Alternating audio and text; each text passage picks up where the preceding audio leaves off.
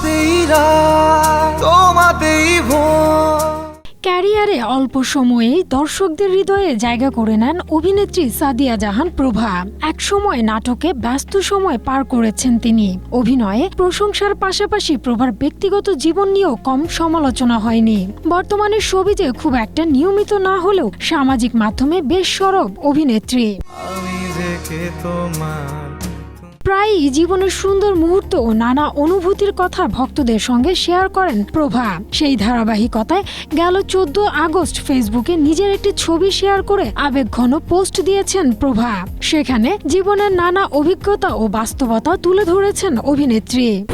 Strawberry super dotted ও classic variant sensation জাগুক শিহরণ। বসেছি সভারাতে। প্রভা লিখেছেন, ভালোবাসার মূল্য কখনোই আপনার মানসিক শান্তি, পরিচয় কিংবা মানসিক স্বাস্থ্য খোয়ানোর বিনিময়ে হতে পারে না। যারা শুধু নিজের প্রয়োজনেই পাশে আসে তারা আপনার উপকারে না আসলেও নিঃশেষ করে দেয়। আবার পরিবারে এমন কেউ থাকেন যারা সীমা লঙ্ঘন করেন, আবার কেউ আছেন পাশে থাকার পরেও আপনাকে একাকী অনুভব করান। আলোচনা করে কি কোনো লাভ হবে?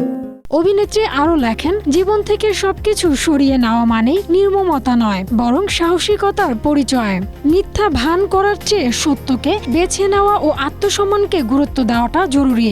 অনেকে ভাবতে পারেন যে মানুষটি বদলে গেছে, কিন্তু তারা এটা বোঝে না কাউকে জীবন থেকে ছেঁটে ফেলা হচ্ছে না, শেষ পর্যন্ত নিজেকে বাঁচানোরই সিদ্ধান্ত এটি। ভাবলাম যে তোর আশায় থাকতে থাকতে এই জীবনে আর তোকে পাওয়া যায়। প্রভার ভাষ্য, যে পরিবেশ আপনার মানসিক পরিসরকে সংকুচিত করে সেখানে কখনো বেড়ে ওঠা যায় না। তাই সম্পর্ক বা পরিস্থিতি থেকে সরে আসা মানেই কাউকে পরিত্যাগ করা নয়, এটি নিজের আত্মমর্যাদা ফিরে পাওয়ার পথ। মাঝে মাঝে কোনো কিছু ছেড়ে দেওয়াটাই ভালোবাসার সবচেয়ে বড় এবং শক্তিশালী প্রকাশ। খুঁজে দাও, খুঁজে দাও।